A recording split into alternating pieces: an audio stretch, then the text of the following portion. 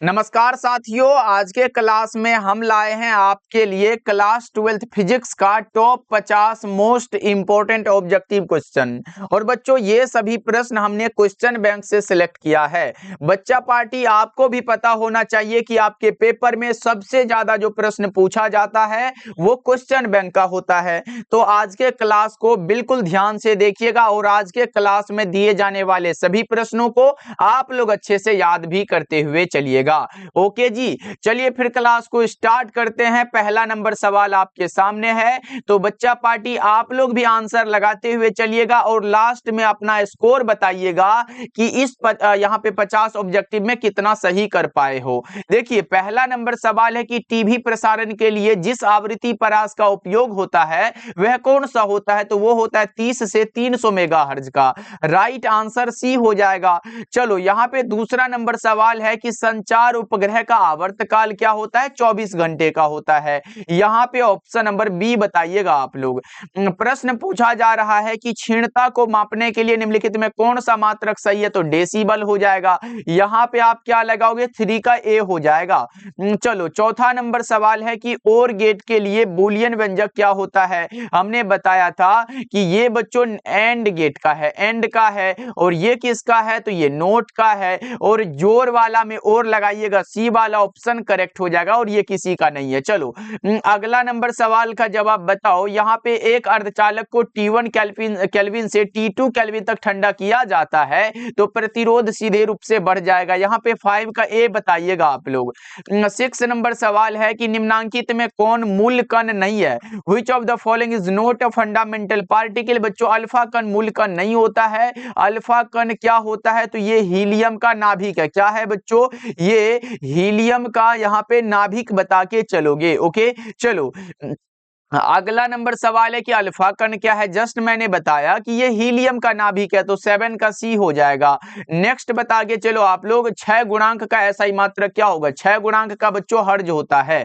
6 गुणांक का क्या हो जाएगा, यहाँ पे आप लोग हर्ज बताइएगा।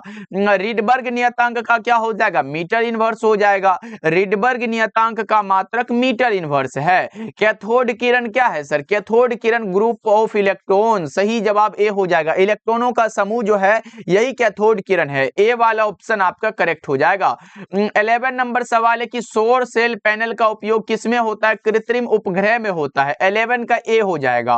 12 नंबर सवाल है, निम्न में किस धातु का विद्युतीय कार्यफलन बच्चों यहाँ पे न्यूनतम होता है। जल्दी से बताओ, तो सोडियम का होता है क्या, एक बार बताओ। 12 नंबर सवाल का जवाब बिल्कुल मेरे भाई, सबसे ज्यादा वाला किसका होता है, कॉपर का होता है ना, याद रखिएगा। चलो, अगला नंबर सवाल है कि इलेक्ट्रॉन वोल्ट के द्वारा क्या मापा जाता है, ऊर्जा को मापा जाता है। 1 इलेक्ट्रॉन वोल्ट बराबर 1.6 into 10 to the power minus का 19 यहाँ पे जूल होता है। ये बात आपके दिमाग में रहना चाहिए।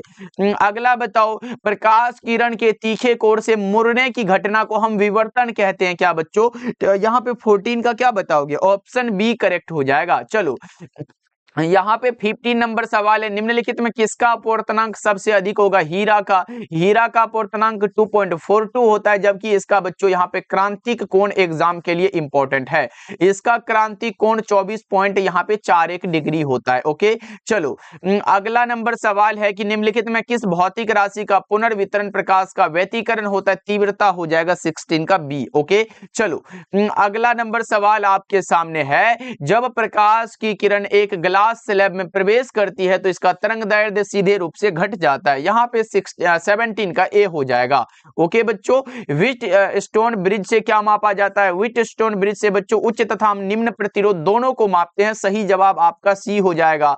ये बता के चलो, निम्नलिखित में किनका यहाँ पे किनका उपयोग पौधा घरों में होता है बच्चों। पौधा घरों में किनका उपयोग होता है, ये अवरक्त किरणों का। और बच्चा पार्टी, एक बार सभी साथी क्लास को लाइक कर लो जी। जितने बच्चे देख रहे हो ना, क्लास को सभी बच्चे लाइक कर दोगे तो पढ़ाने में और मजा आ जाएगा। इसलिए एक बार सभी साथी क्लास को लाइक कर लीजिएगा। कर दिए क्या बच्चों, बताते चलिएगा। और आप लोग कमेंट करते चलो, कमेंट करते रहते हो तो मजा आता है। क्लास आपको कैसा लग रहा है ये बताते चलिएगा। देखो, अपचाई ट्रांसफार्मर में बच्चों कौन सी राशि घटती है, तो वोल्टेज घटती है। सही जवाब बी हो जाएगा। ये बताओ, प्रतिघात का मात्रक क्या होगा। प्रतिरोध, प्रतिबाधा, प्रतिघात, धारतीय प्रतिघात, ये सभी का मात्रक ओम होता है। ओके बच्चों, यहाँ यहाँ पे बताओ प्रत्यावर्ती धारा निम्न में से कौन सा प्रभाव प्रदर्शित करती है? ऊष्मीय प्रभाव को ये प्रदर्शित करती है। यहाँ पे 22 का बी हो जाएगा। यंत्र जो यहाँ पे विद्युत ऊर्जा को यांत्रिक ऊर्जा में बदल रहा है, यहाँ पे विद्युत से यांत्रिक बन रहा है बच्चों, यहाँ पे ध्यान दीजिएगा, ये मोटर हो जाएगा।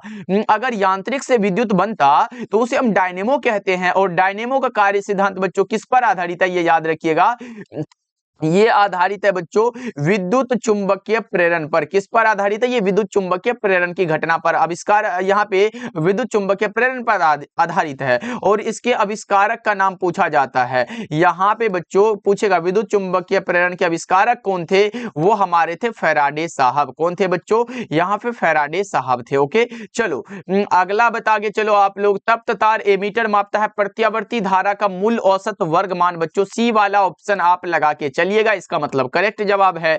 चुंबकीय फ्लक्स का एसआई मात्रक क्या होगा? लो पढ़े हो ना, ये आपने क्या पढ़ा है, फाई बी बराबर बी इंटू में ए होता है। बी का मात्रक भैया वेबर बटा में मीटर स्क्वायर है, गुना में एरिया का मीटर स्क्वायर है। 1 मीटर स्क्वायर से 1 मीटर स्क्वायर उड़ा दो, बच्चा वेबर, और हमारा करेक्ट आंसर वेबर हो जाएगा, ए वाला ऑप्शन। ओके, चलो अगला बता के चलो। 1 हेनरी बराबर क्या होता है? हेनरी बच्चों प्रतिघात का मात्रक है। 1 हेनरी बराबर 10 to the power 3 milli henry होता है। 3 मिली हेनरी मतलब क्या सर? 1000 मिली हेनरी हो जाएगा ना, बस यही बात है। चलो अगला बता के चलो। 27 नंबर सवाल है, क्यूरी ताप के ऊपर लौह चुंबकीय पदार्थ कैसे हो जाते हैं? ये अणु चुंबकीय में परिवर्तित होते। ए वाला आपका करेक्ट हो जाएगा। चलो अगला बताओ। प्रति चुंबकीय पदार्थों की चुंबकशीलता बहुत कम होती है। प्रति चुंबकीय पदार्थों की चुंबकशीलता बच्चों कम होती है। चलो नेक्स्ट बताओ। किसी चुंबक का चुंबकीय आघूर्ण क्या है? चुंबकीय आघूर्ण की बात करें साथी, तो चुंबकीय आघूर्ण एक सदिश राशि है, और चुंबकीय आघूर्ण को हम टॉर्क द्वारा दर्शाते हैं। आपने पढ़ा होगा टॉर्क बराबर क्या होता है? जल्दी से आप लोग, नहीं, टॉर्क बराबर एक फॉर्मूला आपने पढ़ा होगा, टॉर्क बराबर एम बी साइन थीटा होता है। क्या होता है? एम बी साइन थीटा होता है। तो ये बात आप लोग याद रखिएगा। ओके बच्चों, और दूसरा क्या होता है? टॉर्क बराबर म्यू गुना में, यहाँ पे सर म्यू नहीं, आई गुना में ए होता है। म्यू द्वारा भी दर्शाते हैं, याद रखिएगा। यहाँ पे धारा का एम्पियर गुना में एरिया का मीटर स्क्वायर, तो ये भी मात्रक हो जाता है, और साथ में ये भी आप लोग याद रख लीजिएगा। ओके बच्चों, चलो अगला नंबर सवाल का जवाब बताओ। प्रश्न पूछा जा रहा है, निकेल क्या है? निकेल बच्चों लौह चुंबकीय है। निकेल आए, लोहा आए, कोबाल्ट आए, सब लौह चुंबकीय है। मोलिब्डेनम भी आए तो लौह चुंबकीय है। यहाँ पे है निर्वात की चुंबकीय प्रवृत्ति का मान क्या होता है? निर्वात की चुंबकीय प्रवृत्ति का मान भैया शून्य होता है। सही जवाब डी हो जाएगा। यहाँ पे बताएंगे सभी साथी, क्या है? समरूप वेग से चलायमान आवेश क्या उत्पन्न करता है? समरूप वेग से चलायमान आवेश बच्चों विद्युत चुंबकीय क्षेत्र को उत्पन्न करता है। बताना है आपको, किसी परिपथ का वह गुण जो विद्युत ऊर्जा को उष्मा में बदल देता है वो प्रतिरोध कहलाता है। क्या कहलाता है बच्चों? प्रतिरोध कहलाता है। किरचॉफ का पास नियम, देखो यहाँ पे पास नियम जो है यानी कि द्वितीय नियम, ये ऊर्जा संरक्षण पर आधारित है, जबकि पहला नियम आवेश पर है। ये पहला नियम का है बच्चों, याद रखोगे सभी साथी। ओके, चलो अगला नंबर सवाल है आपके सामने। कार्बन प्रतिरोध का कलर कोड में पीला रंग का मान क्या होता है? ट्रिक बताया था मैंने, ट्रिक बीबी रोय बच्चों, जीबी। अब यहाँ पे 0 1 2 3 4 5 और 6 हो जाएगा। किसके लिए पूछा? येलो वाला, वाई के जगह येलो 4 हो जाएगा ना भैया, डी ऑप्शन लगा दो आप लोग। ओके, चलो अगला नंबर सवाल है, व्हीट स्टोन से यहाँ पे किसका तुलना होता है? व्हीट स्टोन ब्रिज से बच्चों किसका होता है? प्रतिरोधों का होता है। ए वाला ऑप्शन करेक्ट हो जाएगा। इसीलिए तो मापते हैं ना उच्च तथा निम्न प्रतिरोध को। उसमें विद्युत परिपथ की शक्ति v स्क्वायर बटा में r होती है। पावर पूछा गया, v स्क्वायर बटा में r हो जाएगा।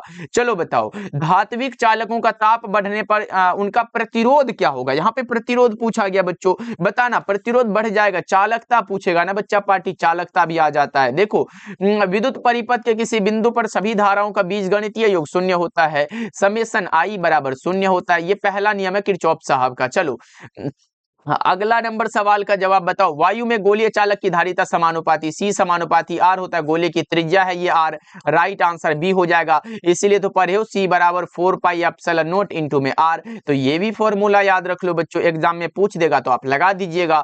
चलो यहाँ पे बताओ, विद्युत धारिता का मात्रक फैराड हो जाएगा। क्या हो जाएगा भैया? फैराड हो जाएगा। इसलिए फैराड एक बड़ा मात्रक है, इसलिए हम व्यवहार में माइक्रो फैराड, पिको फैराड का यूज करते हैं बच्चों। ओके, चलो अगला नंबर सवाल है कि निम्नलिखित निम्नलिखित में कौन सदिश राशि है? यहाँ पे वेक्टर क्वांटिटी पूछा गया, विद्युत विभव अदिश राशि है, विद्युत क्षेत्र की तीव्रता सदिश राशि है, आवेश अदिश है और घनत्व भी अदिश है। ये वाला करेक्ट हो जाएगा, बी ऑप्शन बच्चों।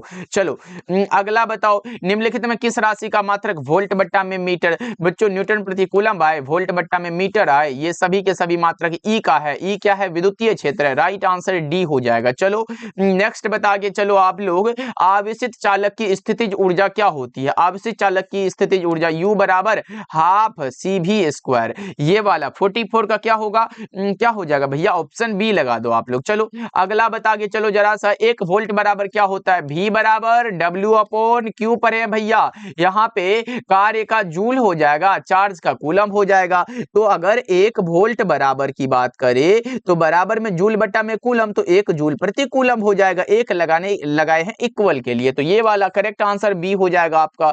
चलो अगला बताओ, आवेशित संधारित्र पर संग्राहक पट्टिका और संघनक पट्टिका के आवेशों का योग क्या होता है? 0 होता है। ओके, यहाँ पे 46 का ए हो जाएगा। चलो अगला बताओ, किसी वस्तु का परावैद्युत स्थिरांक हमेशा अधिक होता है 1 से हमेशा अधिक होता है। जैसे मैं पानी की बात करूं, पानी का कितना होता है बताओगे क्या? 80 होता है। उसी प्रकार से यहाँ पे वायु का कितना होता है? वायु का लगा के चलो एक बार, वायु का 1.00059 होता है। ये सब आपको याद रखने हैं। चलो अगला बताओ, मुक्त आकाश की परावैद्युतता यानी कि बच्चों एप्सिलॉन नोट क्या होती है? एप्सिलॉन नोट ये हमारा 8.85 × 10⁻⁻12 फैराड पर मीटर हो जाएगा। ओके, चलो अगला नंबर सवाल है, यदि समरूप विद्युत क्षेत्र x अक्ष की दिशा में विद्यमान है तो समविभव यहाँ पे yz तल की दिशा में हो जाएगा। yz यहाँ पे है भैया, yz नीचे में है, yz यहाँ पे, ऑप्शन सी बिल्कुल करेक्ट हो जाएगा। चलो आज के क्लास का लास्ट सवाल, और ये रहा प्रश्न आपके सामने, निम्नलिखित में कौन सा संबंध है जो सही है? आप इसका आंसर बता पाओगे क्योंकि आसान सा सवाल है जी। बताओ क्या हो जाएगा इसका राइट आंसर? आपने बताया सर E बराबर हमने पढ़ा है F/Q, और ये सदिश राशि है बल, इसमें वेक्टर लगा होता है, यहाँ पे हो जाता है न्यूटन और बट्टा में कूलम, न्यूटन प्रति कूलम इसका मात्रक हो जाता है। तो ये हमने सूत्र पहले से पढ़ रखा है, E बराबर F/Q, ऑप्शन नंबर ए इसका करेक्ट हो जाएगा। बच्चों ये सभी प्रश्न ऐसे प्रश्न है जहां से आपके एग्जाम में प्रश्न बने हुए हैं, तो ध्यान रखिएगा। और बच्चों एक बार क्लास को सभी साथी लाइक भी कर लीजिएगा। मिलते हैं फिर अगले क्लास के साथ। डेली क्लास का टाइम शाम के 7 बजे और शाम के 8 बजे है। ओके, और बच्चा पार्टी अगर आप हमारे द्वारा तैयार 199 वाला नोट्स अभी तक नहीं पढ़ रहे हो तो बच्चा पार्टी जरूर पढ़िएगा। मात्र आपको 20 दिन पढ़ना है और फिजिक्स केमिस्ट्री बायोलॉजी में अच्छे नंबर लाना है, मात्र इतना दिन पढ़ के, क्योंकि वो नोट्स में सिर्फ आपको इंपॉर्टेंट क्वेश्चन दिया जाएगा, गैस क्वेश्चन दिया जाएगा और उसके बाहर नहीं आने की हमारी गारंटी है बच्चों।